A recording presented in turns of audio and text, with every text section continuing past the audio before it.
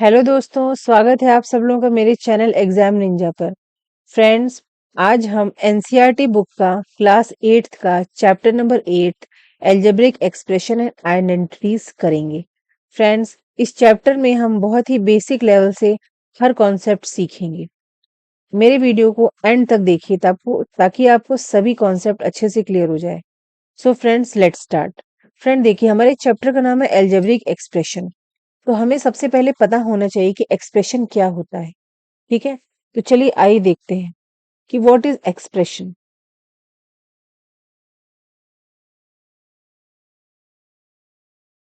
What is expression?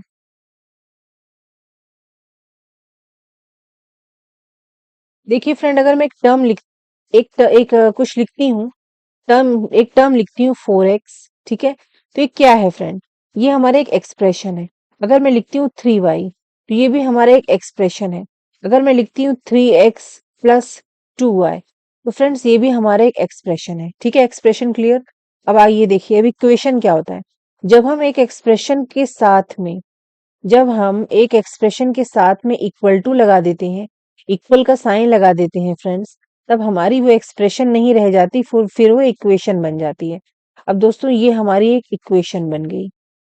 ठीक है, जब हम एक्सप्रेशन के साथ इक्वल टू लगा देंगे तब वो हमारी एक क्या बन जाएगी? इक्वेशन बन जाएगी।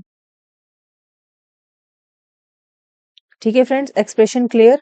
चलिए आगे चलते हैं। अब देखिए, यहीं पे मैं आपको बता दूं फ्रेंड्स, जो अब टर्म क्या होती है। देखिए, टर्म क्या होती है फ्रेंड्स? जब हम कोई एक्सप्रेशन, जैसे ये 4x है ना, तो एक टर्म है ये। क्या है ये? टर्म है। एक्सप्रेशन भी है और साथ साथ एक ये टर्म भी है। चलिए मैं यहाँ बताती हूँ लिख के। देखिए, टर्म क्या है फ्रेंड्स?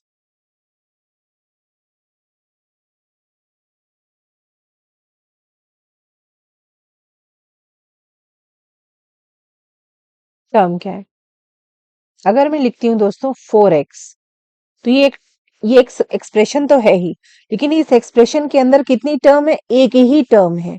ये हमारा क्या हो गया? एक टर्म हो गया। अगर मैं लिखती हूँ 3x प्लस 2y प्लस 9, तो देखिए फ्रेंड्स, ये भी एक टर्म है, ये भी एक टर्म है और ये भी एक टर्म है। इसका मतलब ये हुआ कि इस पूरे एक्सप्रेशन के अंदर कितनी टर्म हमको मिली दोस्तों? इस पूरे एक्सप्रेशन के अंदर हमको 3 टर्म मिली। एक टर्म ये हो गई, एक टर्म ये हो गई और एक टर्म ये हो गई। तो टोटल हमको 3 टर्म मिली। ठीक है, टर्म क्लियर हो गया। एक और देख लेते हैं। 3x² plus 3y plus 2 minus 3z। अगर इसमें मैं पूछूं, अगर मैं आपसे पूछूं ये क्या है, तो फ्रेंड्स ये एक एक्सप्रेशन है। ध्यान रखिए, ये एक एक्सप्रेशन है। ठीक है, दिस इज अ एक्सप्रेशन। अब इस एक्सप्रेशन के अंदर कितनी टर्म्स है? देखिए, एक टर्म, ये 2 टर्म, ये 3 टर्म, ये 4 टर्म। मतलब इस एक्सप्रेशन के अंदर हमको 4 टर्म मिल रही है। ठीक है फ्रेंड्स, क्लियर हो गया। चलिए अब आगे देखते हैं। फ्रेंड्स, हम एक टर्म लिखते हैं 3x। अब आप ये देखिए, ये 3x कैसे बना है? ये 3x ऐसे बना है, जब हमने 3 को x से मल्टीप्लाई किया तो हमको क्या मिला? 3x। मतलब इस टर्म के फैक्टर्स क्या हुए? 3 हुए और x को। ठीक है, इस टर्म 3x का फैक्टर क्या हुआ? 3 हुआ और x हुआ। इससे हमें ये पता चला कि एक टर्म के अंदर 2 फैक्टर होते हैं। ठीक है, एक टर्म के अंदर दो, देखिए 2 फैक्टर भी हो सकते हैं, 3 फैक्टर भी हो सकते हैं। ठीक है, वो डिपेंड करता है टर्म कैसी लिखी हुई है। जैसे ये यहाँ पे इस टर्म के अंदर 2 फैक्टर है, एक नंबर फैक्टर हो गया और एक एल्जेब्रिक फैक्टर हो गया। जो नंबर है फ्रेंड्स, इसे हम कहेंगे नंबर फैक्टर। और ये जो ABCD में लिखा हुआ है, ABCD EFGH up to Z तक, ये जो लिखा हुआ है ABCD वाला, इसको हम एल्जेब्रिक कहेंगे, एल्जेब्रिक फैक्टर। ठीक है, तो ये हो गया नंबर फैक्टर और ये हो गया एल्जेब्रिक फैक्टर। अब हम एक टर्म और देखते हैं। जैसे मैंने लिखा 3x y। अब दोस्तों देखिए, ये एक टर्म है ना? ये एक हमारी टर्म है। अब देखिए, ये एक टर्म है हमारी, ये एक एक्सप्रेशन भी है, इस एक्सप्रेशन के अंदर एक टर्म है। अब इसमें फैक्टर्स कितने हुए? देखिए, अगर इसको तोड़ते हैं तो इसमें हमारे 3 फैक्टर निकल के आ। रुकिए, मैं यहाँ पे डिलीट रब करके बताती हूँ।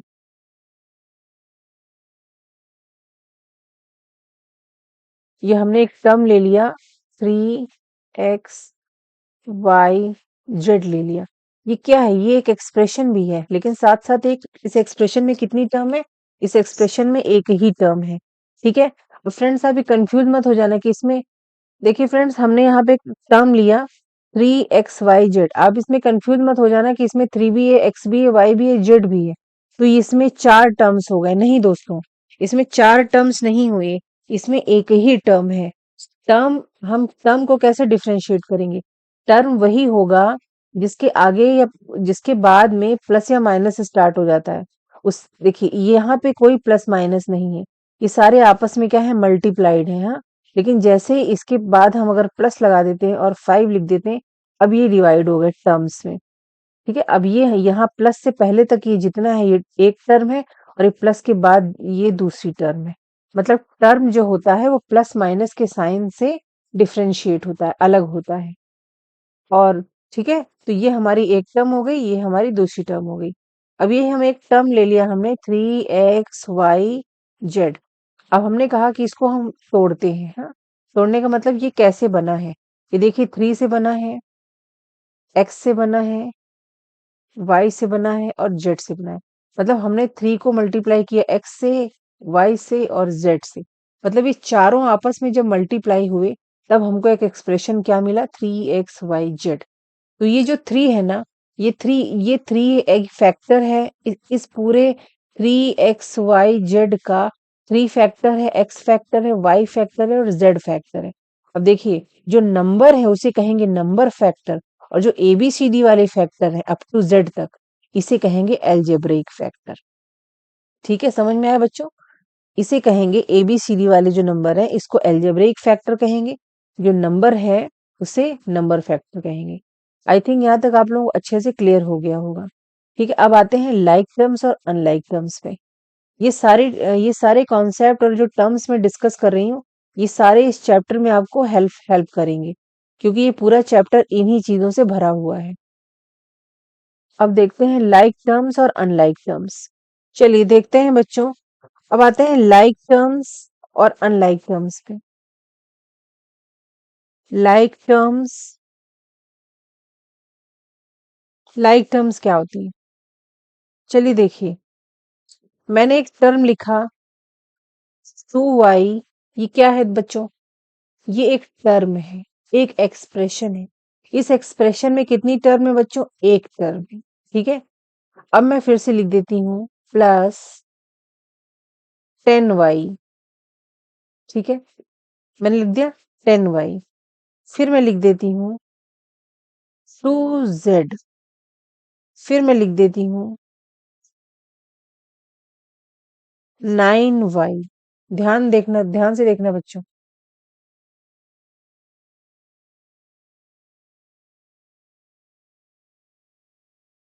फिर मैं लिख देती हूँ 9y।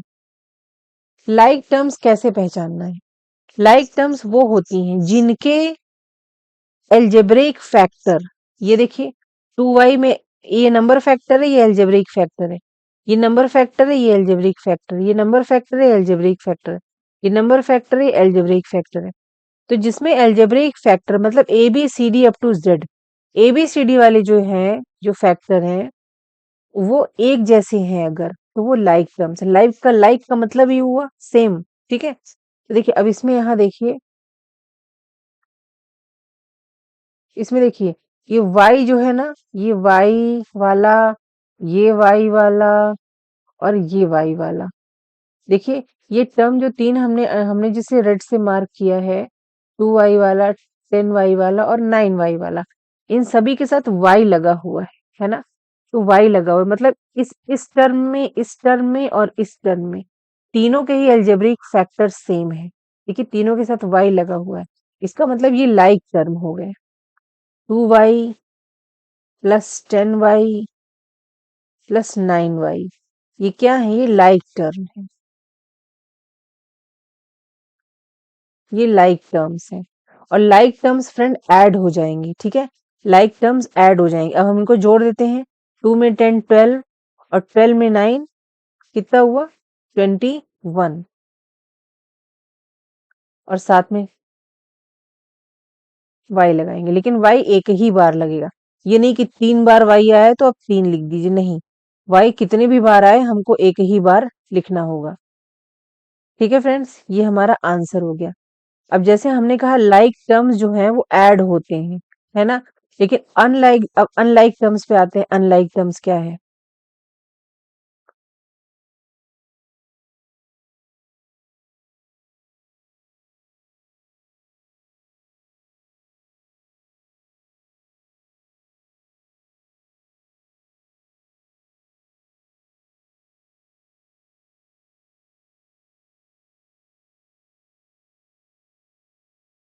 देखिए अनलाइक टर्म क्या है, मैंने यहाँ लिखा 3a plus 2b plus 7c plus a। अब देखिए दोस्तों, यहाँ पर ये चीज देखिए, ये क्या है, ये है ये एल्जेब्रिक फैक्टर है। ये एल्जेब्रिक फैक्टर ए है, यहाँ पे एल्जेब्रिक फैक्टर बी है, यहाँ पे एल्जेब्रिक फैक्टर सी है। मतलब ये तीनों अलग अलग हैं, ये और ये और ये तीनों अलग अलग हैं, मैच नहीं कर रहे। तो ये तीनों जो अलग अलग है ना, तो ये क्या हो गए, ये तीनों अनलाइक टर्म हो गए। इनको हम लिखेंगे अनलाइक टर्म। अनलाइक टर्म्स, ठीक है। अब ये फ्रेंड्स कभी ऐड नहीं हो सकते, कभी सब्ट्रैक्ट नहीं हो सकते, ठीक है।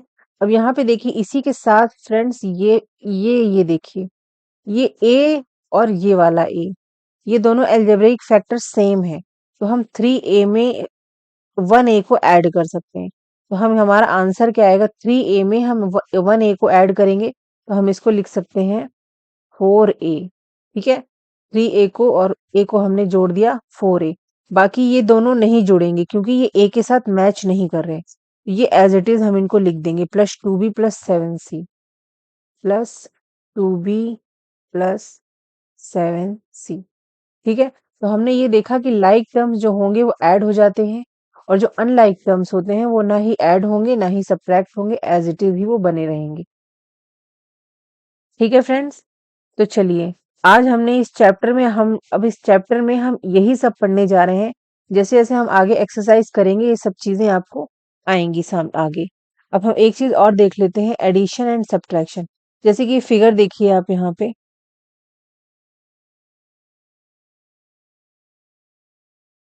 इन टर्म्स को आपको जोड़ना कैसे लिखना है आपको, ताकि आप कंफ्यूज ना हो और अच्छे इजीली आप ऐड कर सको। यहाँ पे देखिए, चलिए बच्चों यहाँ पे देखते हैं एडिशन ऑफ एल्जेब्रिक एक्सप्रेशन, देखते हैं addition of algebraic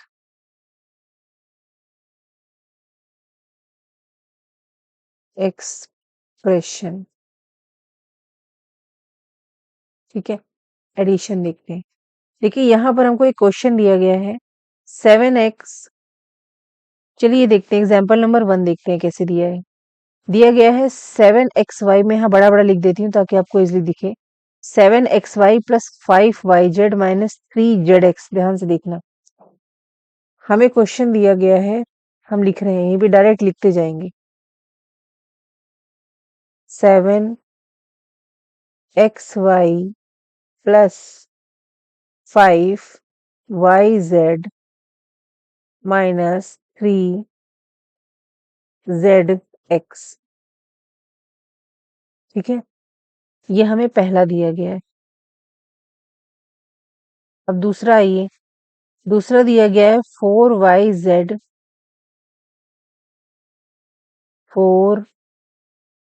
4yz plus 9zx minus 4y। और तीसरा दिया है -3xz plus 5x minus 2xy। ठीक है बच्चों, हमने देखा, हमको एक क्वेश्चन दिया गया और कहा गया इसे हमें ऐड करना है। इनको हमें क्या करना है, ऐड करना है। अब कैसे करेंगे इनको ऐड करने के लिए? हमें देखिए सबसे पहले क्या करना है, पहला वाला लिख लीजिए आप, जो पहला नंबर दिए पूरा ये एक्सप्रेशन जो पूरा दिया गया है 3 टर्म्स वाला, इसको हम लिख लेते हैं यहाँ पे। चलो बच्चों इसे ऐड करते हैं। चलो यहाँ लिखते हैं सबसे पहले 7xy plus 5yz minus 3zx लिख दिया। अब दूसरे दूसरे एक्सप्रेशन पे आइए। दूसरे एक्सप्रेशन में देखिए y और z, वाई जेड को हमें वाई जेड के ही नीचे लिखना है। 4yz यहाँ पे लिखते हैं साइन के साथ, प्लस 4yz लिख दिया, प्लस 9zx है तो zx इसके नीचे आएगा, चाहे zx बोलो चाहे xz बोलो, तो प्लस 9zx ये आ गया।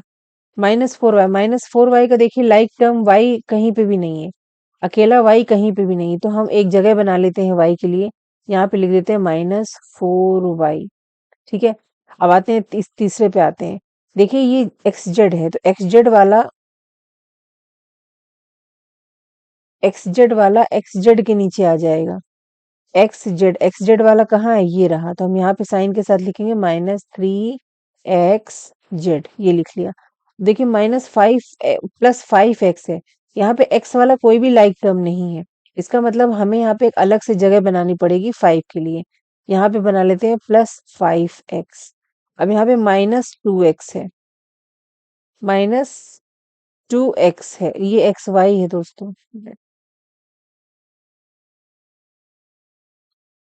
ये एक्स वाई है।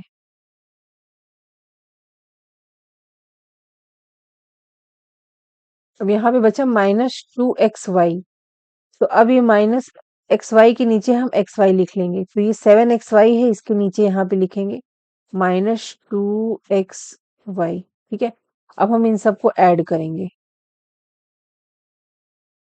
चलिए अब कैसे ऐड करना है, देखो 5 के ऊपर वाले कॉलम में देखो, एक इस लाइन में कहीं कुछ नहीं है, तो सीधे +5x को उतार लो। आगे चलते हैं, -5 के भी ऊपर नीचे कुछ नहीं है, तो -4y को भी हमने, 5y नहीं, ये 4y, 4y को भी एज इट इज उतार लिया। अब यहाँ पे आते हैं, देखो माइनस और ये प्लस, तो हम पहले प्लस और माइनस क्या होता है, प्लस और माइनस होता है माइनस, तो हम 9 में से 3 माइनस करेंगे, बचेगा 6। ठीक है, साइन क्या रहेगा 6 के साथ, प्लस साइन रहेगा, क्योंकि साइन हम उसी का लेते हैं जो बड़ा नंबर के साथ जो साइन होता है, तो बड़े नंबर के साथ यहाँ पे प्लस था, तो हम क्या लेंगे, 9 में से 3 गया 6, और हम यहाँ पर एक छोटा सा लिख लेते हैं आपको समझाने के लिए, +6xz हमारा यहाँ पे आ रहा है, इन दोनों का कॉम्बिनेशन। अब हम इस +6xz से 3 को, मतलब +6xz से 3 को माइनस करेंगे, तो 6 में से 3 माइनस किया, कितना गया 3xz। अब साइन किसका लगाएंगे, 6 के साथ 6 बड़ा है 3 से, इसके साथ साइन क्या लगेगा, प्लस का। ठीक है, यहाँ तक क्लियर। अब यहाँ पे आइए, ये वाई जेड वाला देखिए, वाई जेड में दोनों ऐड हो रहा है, प्लस प्लस है, तो 5 और 4 हो गए 9yz, 9yz। यहाँ पे आइए, साइन लगेगा प्लस ही का। अब यहाँ पे आइए, 7 और 2 प्लस माइनस माइनस, 7 में 2 गया 5, साइन, साइन तो क्योंकि प्लस ही का लगेगा, क्योंकि 7 बड़ा है, और प्लस यहाँ पे लगा भी सकते हो, नहीं भी लगा सकते, तो क्योंकि सबसे पहले सबसे आगे प्लस नहीं लगाया जाता, इसलिए यहाँ पे प्लस नहीं लगाएंगे, वो अंडरस्टूड रहता है कि वो प्लस है, लिख देंगे एक्स वाई। ठीक है, अब देखिए हम चाहे ये 5x है ना, इस 5 +5x को उठा के यहाँ आगे भी लिख सकते हैं, +5x को बीच में भी लिख सकते हैं, कहीं पे भी लिख सकते हैं, चाहे जहां पे भी लिखोगे आप, हमारा आंसर और टर्म्स हमको यही मिलेंगे, यही हमारा हो गया आंसर। ठीक है दोस्तों, समझ में आ गया बच्चों, कैसे जोड़ना है, और इसी तरह घटाना भी है और इसी तरह जोड़ना भी है। तो इस वीडियो में यहीं तक रखते हैं, अब अगले वीडियो में हम एक्सरसाइज स्टार्ट करेंगे, एक्सरसाइज 8.1। So thank you.